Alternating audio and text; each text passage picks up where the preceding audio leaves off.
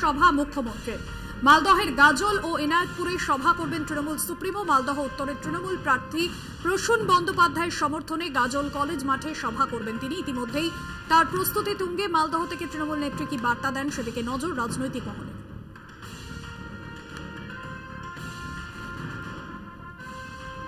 দ্বিতীয় দফার ভোটের আগে উত্তরবঙ্গে আজ প্রচারে অভিষেক বন্দ্যোপাধ্যায়। রায়গঞ্জে তৃণমূল প্রার্থী কৃষ্ণ কল্যাণীর সমর্থনে সভা, বালুরঘাটে প্রার্থী বিপ্লব মিত্রের সমর্থনে রোড শো।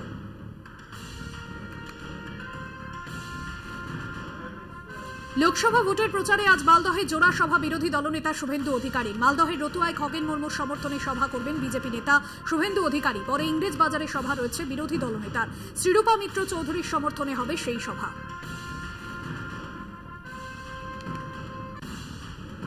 বসিরহাট মহকুমার বসিরহাট 2 নম্বর ব্লকের রাজেন্দ্রপুর গ্রাম পঞ্চায়েতের চণ্ডীগড় এলাকায় শেখ হাজি নুরুল ইসলামের সমর্থনে কর্মী সভা। সেই কর্মী সভায় সিপিএম ও কংগ্রেস থেকে প্রায় 3 শতাধিক নেতা কর্মী সমর্থক তৃণমূলে যোগদান করেন। তাদের হাতে দলীয় পতাকা তুলে দেন বসিরহাট উত্তর বিধানসভা তৃণমূলের চেয়ারম্যান এটিএম আব্দুল্লাহ রনি।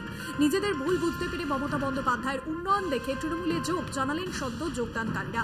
পঞ্চায়েত এলাকা থেকে তৃণমূলকে বিপুল ভোটে জয়ী করার অঙ্গীকার তাদের। উদ্দেশ্য একটাই, তবে ব্যবধান কিছু সময়। কালী মন্দিরে পুজো দিয়ে প্রচারে বেরোলেন বালুরঘাট লোকসভা কেন্দ্রের যুযুধান 2 প্রার্থী বিপ্লব মিত্র এবং সুকান্ত মজুমদার। এরপর দলীয় কর্মী সমর্থকদের সঙ্গে নিয়ে মিছিল করে চলে তাদের প্রচার সভা। তাদের দুজনকেই কখনো হাত জড়ো করে ভোট চাইতে, আবারও কখনো এলাকাবাসীদের সঙ্গে কথা বলে তাদের মনের কথা, তাদের সমস্যার কথা শুনলেন।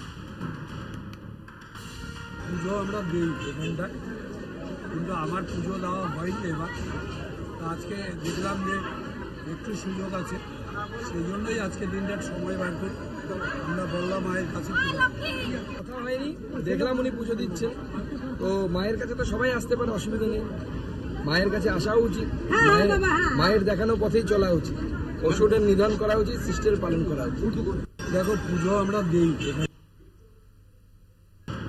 মনোনয়ন জমা দিলেন কৃষ্ণনগরের তৃণমূল প্রার্থী মহুয়া মৈত্র। জেতার ব্যাপারে আশাবাদী তিনি। বিগত 5 বছর আগে এভাবেই মনোনয়নে জেতার পর জমা দেওয়ার পর সাংবাদিকদের মুখোমুখি হয়েছিলেন মহুয়া মৈত্র। এবারও তার পুনরাবৃত্তি হল। সব অঞ্চলের প্রচার করবেন এবং ঠিক জায়গাতে একটি করে স্ট্রিট কর্নার করবেন বলেই জানান মহুয়া।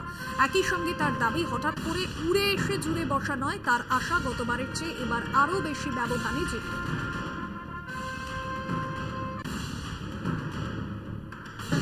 वेलकम करते हैं और जितना लीडर आते हैं और जो भी बोलते हैं, जैसे मोदी जी बालूरघाट में आके बोल गए बालूघाट, ठीक है, अमित शाह के बोल गए बेलूर घाट, तो हम तो जितना सेंट्रल लीडरशिप आए हम उनको वेलकम करते हैं। कृष्णनगर बहुत ही सुंदर शहर है, आइए,